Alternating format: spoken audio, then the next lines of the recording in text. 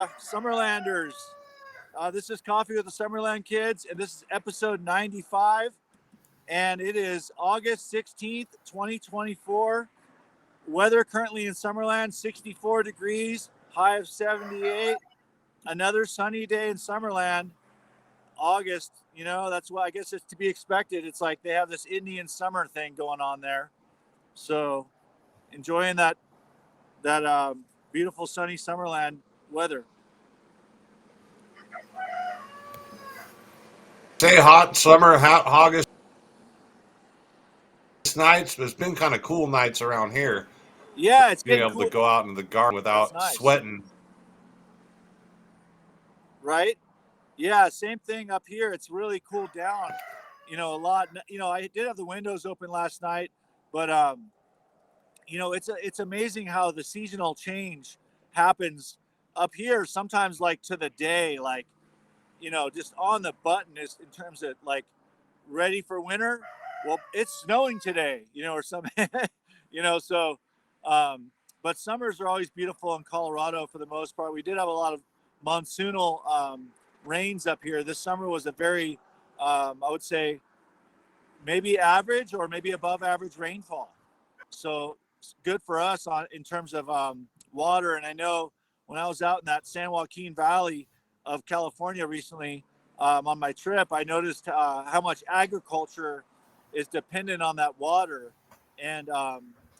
And you'd think that they would create ways, and I did see some reservoir activity out there, but coming off Tahoe and all that abundant snowfall, you think that they'd sort of like want to try to tier and capture all that abundant snow melt. So yeah. Yeah, that's in the water system. Hopefully that gives us enough water. I know on the dry years we wish we had more water, but sometimes it seems on the wet years we're like too much water. Right. I know, it's amazing. I mean, there's also that whole water table thing. I don't know how that. I mean, it's a Connectivity this morning, I guess. yeah, and you're a little frozen. I feel I like don't I'm know moving exactly my. what's going on. Okay, I can see myself. How am I skipping too, or no? From your end? No, you seem to be all right. At Okay, least that's when I'm good. not frozen Yeah, up. yeah. Can you? Oh, there you are. You're moving again right now. Um, so, anyways, yeah, I just did my first day on the job yesterday with this local business owner. She has an antique store, so I helped her at an estate sale location, a private residence, where I'm guessing people aged out, and then the kids came through and picked out what they wanted and left everything else behind. And so those everyday American items that we all take for granted and live with, like books and kitchenware and tables and chairs and house full of stuff, left behind for the estate sale to happen. So that way, um, the I guess the estate can recover slash make a little bit of money off what's left behind. Yep. Way too of cleaning up. Rather than paying someone to clean up and do a dump run, you share the profits with someone to do an estate sale or an auction or whatever. Yeah. And then some of the stuff gets cleaned out. At least some of the stuff that's has any value or is reusable or at least has a chance for someone else to use it, to repurpose it, to rehome it. Yeah. Yeah. Surprisingly, I mean, sometimes there is some personal feeling to some of the stuff. Yeah, no, they really can't. I just noticed. I don't think. I know I've probably been to one before. My mom actually got wrangled into one in Santa Barbara. It's funny because they would do sometimes those things where they'd pop up at a location, and maybe they had some affiliation with the location, but I feel like a lot of the stuff is like in this case, what the one in Santa Barbara I'm talking about. I feel like they brought stuff into it, so it's a little bit of a hustle as far as like creating the vibe of an estate sale at a estate, but the stuff that's actually there wasn't there before. So for the novice estate sailor, um, they can sort of be a little bit, um, you know, I want to say not really led down the right path in terms of honesty, perhaps. And so that's kind of odd. My mom actually bought a few things, and a couple of the things were fine art, paintings of kittens and cute stuff. Mom always collected cute stuff, um, and so she did get lots of smalls because mom drove a little for years a little Mazda Miata convertible, and so she couldn't really pull big stuff. She was just picking smalls and little cute little items that she would find on the way to work. She worked at the Valley Club in Montecito, so she'd go yard sailing before work. So just classic mom, stuff. So Oh yeah, anyways, yeah. Sometimes they're yard sales, sometimes they're estate sales, but like you're saying, some people kind of set up a permanent yard sale or a permanent estate sale, and they'll actually go and get like storage lockers, or they'll oh buy right. the entire lot at a estate sale and then revamp it, organize it and bring it over to their perpetual yard sale. Or Yeah, exactly. a lot of times these antique store owners or thrift shop owners, you know, um, will get the donations of the leftovers of these estate sales. Um, but actually, that Yeah. I was at a yard sale a while back where I got some really cool stuff, and she's like, "Oh, come back next weekend. We're getting more stuff."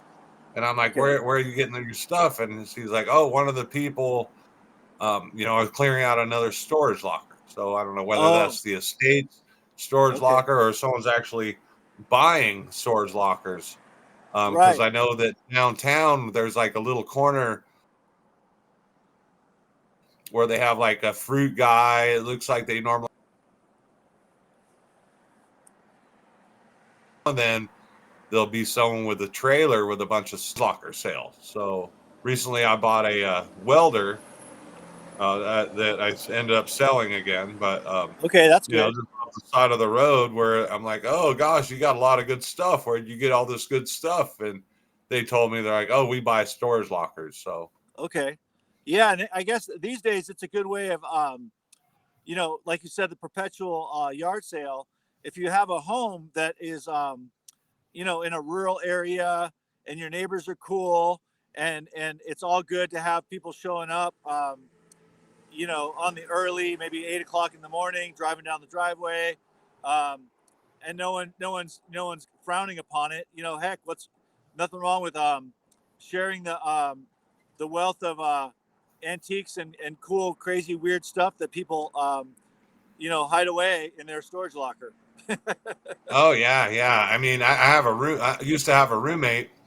He's still there. I moved, but that was his thing. Every weekend he'd go hit the yard sales, and he'd stock up, and then twice a year he would have his own yard sale, Oh, and he'd nice. usually do pretty good. He actually has a storage locker full of art, fine art, or Oh, print wow. art, or Uh paintings huh. or posters, and he's come across some pretty unique and valuable items. I just think sometimes he, isn't on he's more on the, oh, I'm going to collect it, rather than, oh, I got something of value, let's resell it right away. Some people just prefer to hold on. I kind of tend Yeah. to do that too. I'll go buy stuff that maybe I never use, but I'll hang on a wall or use as wall art or yard art. I do like Yeah. yard art. Right. Yeah. And I think it maybe it goes back to our roots because my dad, as well as Hank, for sure, I think Hank had a little bit of a nautical ocean vibe going out front of his place with old old buoys and maybe an old boat and some nets and just that cool stuff that goes along with living in a fishing community. So if you drove by Hank's place back in the day, you'd think, oh, it must be a fisherman that lives there. So Oh yeah, that was always kind of fun. yeah. I know he, for a while there, collected surfboards. Wanted to Yeah. do like a surfboard fence. Was actually did it, maybe one or two or maybe even more. but I always remembered he'd have like 100 surfboards at Yeah. times, if not more, Right. and just a big giant collections. And I guess the American Pickers did an episode there, Right. Yeah. which is like okay, because some of the stuff out there is just amazing, and you have to kind of know what you're looking at because sometimes it's just like, oh, that's just old farm equipment or old fishing equipment. It makes for a great aesthetic, when you have a whole bunch of it. But then some of this stuff, some of the individual items, are worth some big bucks. Right. Yeah, for sure. And it's gotten, the game has changed. I mean, we're living in an interesting time where it's like, okay, from print, like the guide to antique glass, or a book on like antique furniture from the previous centuries essentially. But now you can take a picture of that piece of furniture with your phone, and your phone will automatically bring up either the exact same item or items that are very similar to it, on your phone, and tell you what it is and what the value is and who's selling it on eBay. So that's Yeah. pretty amazing. Um, the location we were at yesterday is a little remote, so the cell phone connectivity was, I would say, marginal. So not the best. And yesterday we were just organizing, and we set some tables up and bringing like items with like items, and that whole idea of you know putting all the glassware in one area, and putting the books on the shelf, and organizing the books a little bit in terms of their subject matter, and making it easier for the shopping to happen when the people can walk through and easily be able to kind of like find what they want. Essentially, that's the idea behind it all, I guess, is when you have a yard sale slash estate sale, you definitely want the customers to be able to see what you have, be able to find it easily, don't break anything, that whole thing, so Yeah, you want to make sure the prices are, yeah. are labeled. That's one thing I've seen. Some auctioneers, they'll always have or some of these estate sale places, they'll have everything labeled, Uh-huh. where other places won't. So you got, I've even watched them, where I've asked them about an item. Okay, this is what we want. Okay, maybe I don't want it right now, and then walked around for a bit, and then see them again and again and again, tell the price on the item. Now I don't know if you guys put the little stickers on them. I don't know when you guys are opening up Yeah. for business. I would imagine is Friday. A lot of times the estate sales, will start on Friday and go Saturday, and then Sunday will Yeah. be the last day. How long I is think it's this going to be a sale three going day for? sale, and I think it starts next weekend. She mentioned something about, let me see, there might be a holiday coming up, um, but I don't see it on the calendar. But she said essentially this town where we're at, like, I want to say we're still in a good full swing in terms of its residency, because we have a lot of people, they call them snowbirds. So they come in for the summer and they leave for the winter. And so the population here has a real up and down flow. So she's trying to hit it, because she says if we don't get it, they have to kind of get it when the getting's good, kind of a thing, in terms of the population here. And then, of course, with Facebook, you know, um, I guess it'd be the people that are following you on Facebook. Um, that's a big deal.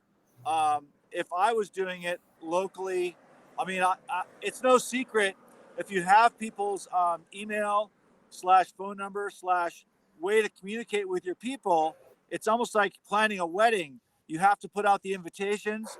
You got to make people aware of what you're doing. Otherwise, no one's going to show up. So everyone's sort of in the same boat in terms of promoting, and it's like how you promote. And I was always good at promoting my events, because I would take 2 months to promote it. So I'd make sure in those 2 months I was covering all my bases, and then by the time I got to my event, I was like, the feedback would start to come back to you. Like people start asking you, or friends will be talking, so you get a buzz going essentially, and that's really important. And this is all pre social media, pre internet.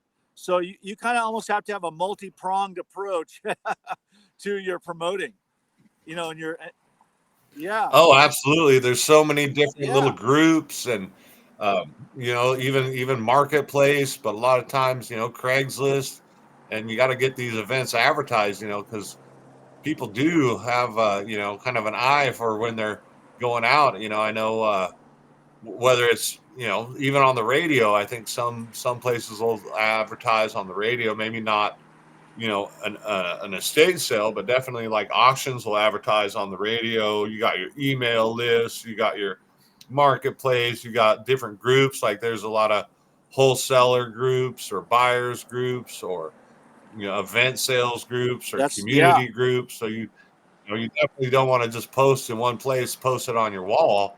You want to post yeah, it out everywhere you have potential buyers or um, historical past customers or people yeah, that have been exactly. there. And that's a Uh, whole thing. It's like almost like having I definitely would call it office work.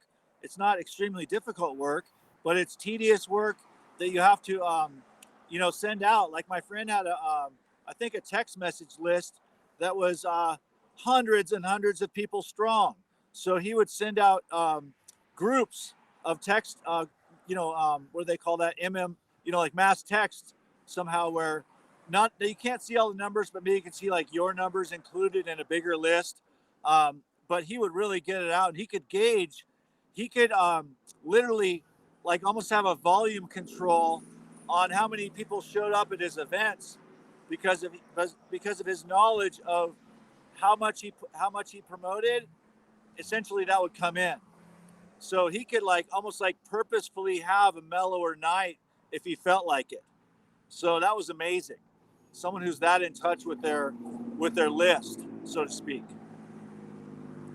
no, when I was going to college, I studied a little bit about, the email lists and there's definitely, an A list and a B Yeah, list and a C list on that kind of thing. You have your previous buyers, I guess, on an event like a party, you'll have your yep, previous attendants, and then you have people that have expressed interest, um, maybe never gone to an event or never made a purchase. And then you have people that have just, kind of browsed along and seen it and said, "Oh, curiosity, what is yeah, this?" Um, so there's definitely for some sure. levels to it. And if you're sending the invite out on a regular basis, you can kind of tell which people show up, which people respond, and Yeah, it's stuff like amazing. that. It's really, it's almost like makes me want to pitch myself as a consultant, because you can literally put me in any situation and it'll take me just a few hours. Like, I mean, it might take me 24, but within 24 hours, I've come up with like a whole approach to how to get people there, you know? And it does take Oh like yeah. trial and error, because sometimes on some of for example, the Facebook community groups, they actually don't want you to put up certain posts. So the admins want a cute picture of a deer in someone's yard, but they don't want an advertisement for a garage sale, or hey, I'm a plumber and here's my business and da da da da. They're like, no, that's not our group. Our group is the what do you call it? Have fun in town page. This is not the advertise your business page or something. So Yes. Yes, you gotta kinda know that kinda stuff, yeah, especially online. But I could definitely see you, as that person, either that consultant or maybe even a yeah, band promoter or a venue totally, promoter or a right, regional promoter. I mean, maybe someone that promotes things as they're coming through. I definitely know that there's definitely, places, businesses that yeah, focus on that. I mean, maybe marketing, a marketing yeah, consultation, an event consultation, yeah, event planner type thing. Those all kind of tie for into sure, each other. yeah, Multi yeah, hats. You got to have exactly, many hats. without a doubt, man. Yeah, so it's interesting because this is such a what do you call it? Southwest Colorado, small town. We're satellite to Durango, Colorado. Durango's got a lot of definitely a lot more business happening, like on the daily. I mean, if we showed our daily numbers as all the businesses combined, what's our daily numbers? It'd be very interesting to see.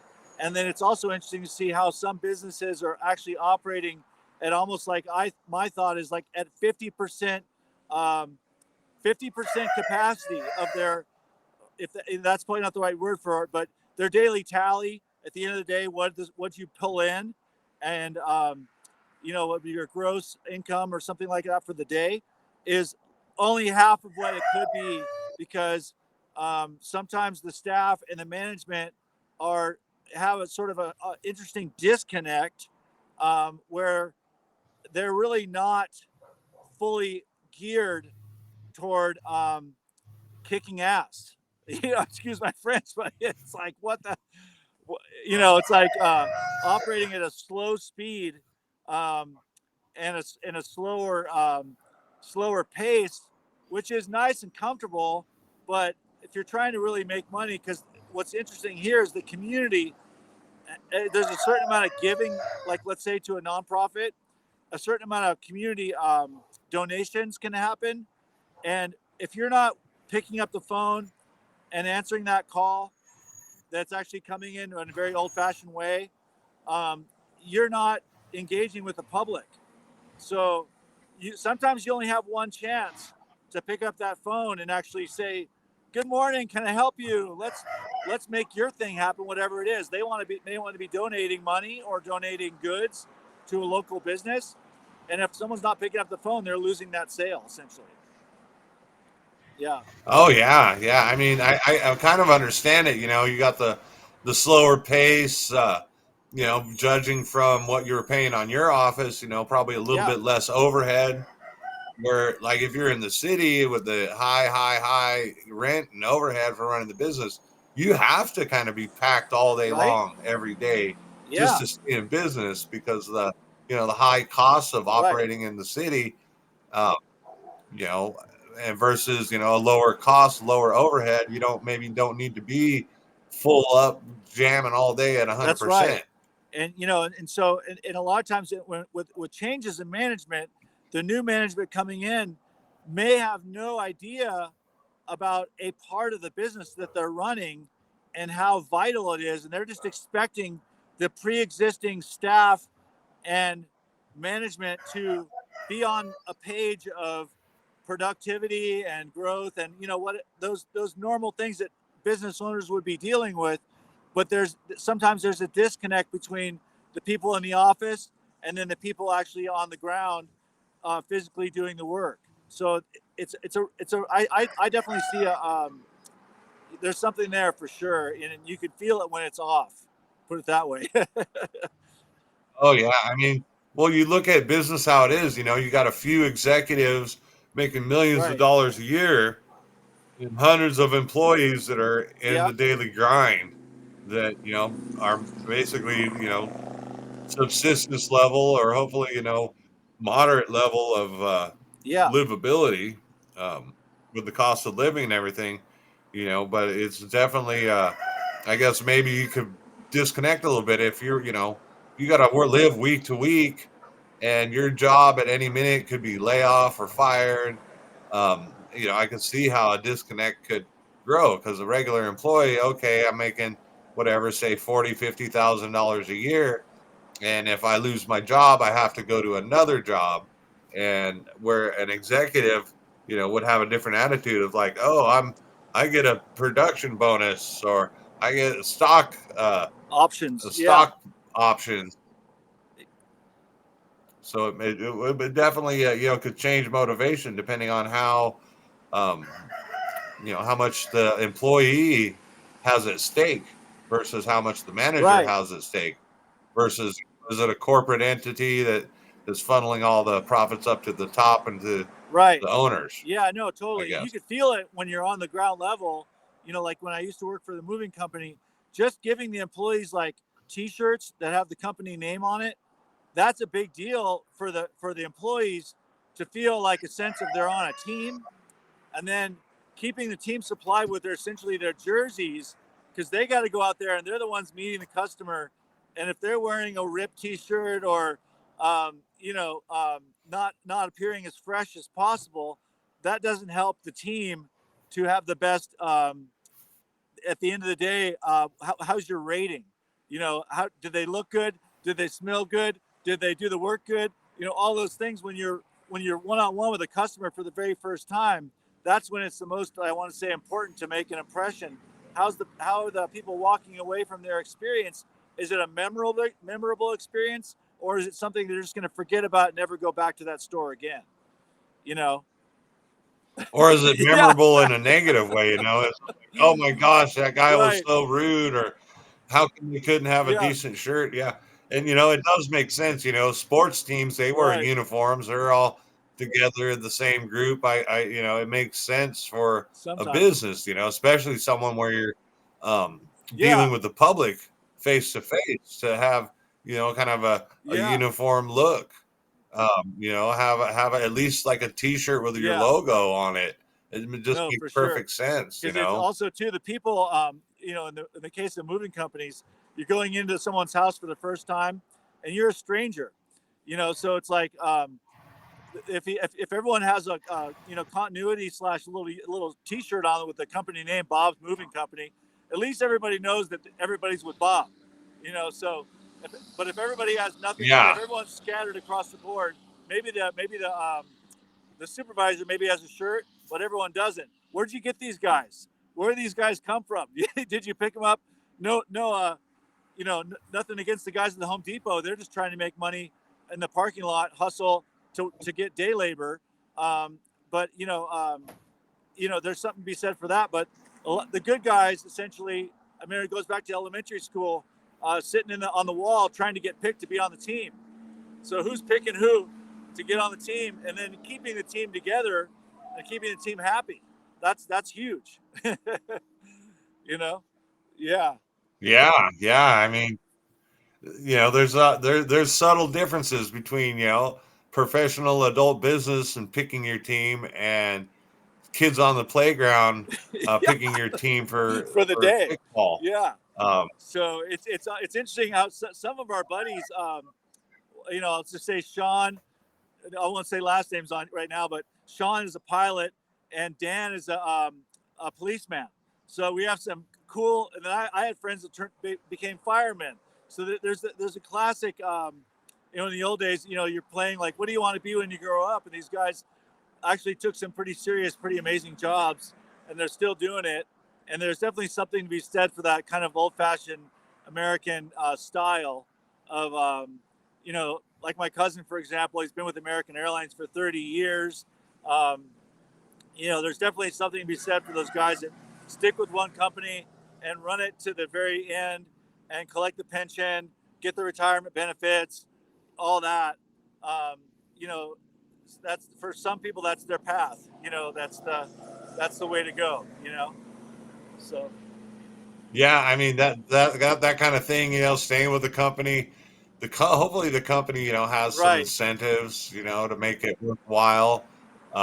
Because it is, you get a lot of times people get hired on and they're like, oh, I'm working for this company to get experience, yet, maybe this isn't the best long-term company. I know that when I was doing computer tech stuff, that was kind of their policy, was like, yeah, we don't pay the best, and you can come in and we'll hire you and we'll give you training, but you're not going to get top money for what you're doing, but you will get right, experience.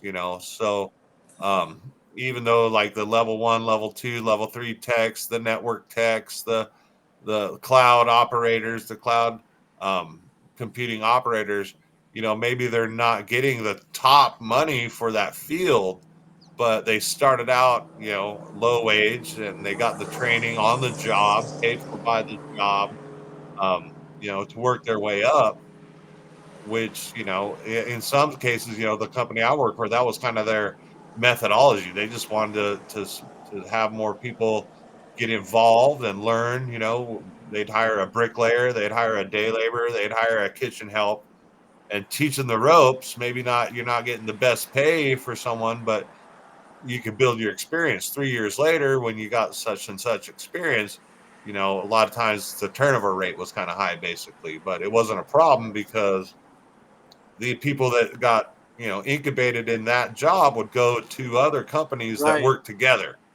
So So now they had like players that grew up in this company, know the people, and still have that good relationship. Yeah, that's amazing. And there is definitely something to be said. And there is those stories of like, I think one of my friends started a restaurant as like a waiting tables or a busboy, and now he owns the restaurant. You know, Yeah. so now and then he got hired on to run multiple restaurants at the same time. So it's wild how some of those stories can evolve from very humble beginnings and very simple tasks to sticking with the company and then having an opportunity to buy the company and take over and be the owner. So you never know who's the next big boss. So yeah. Well, good show today, man. See you, Kitty away. Bye bye. Bye bye. Yeah, a little on the frozen side today, on at least on your end, which is one of those things that happens. But we keep our stream rolling no matter what. So here we are, episode 95. You have a great day, man. All right, we'll see you We'll Monday. see you Monday. Awesome. Later. Cheers.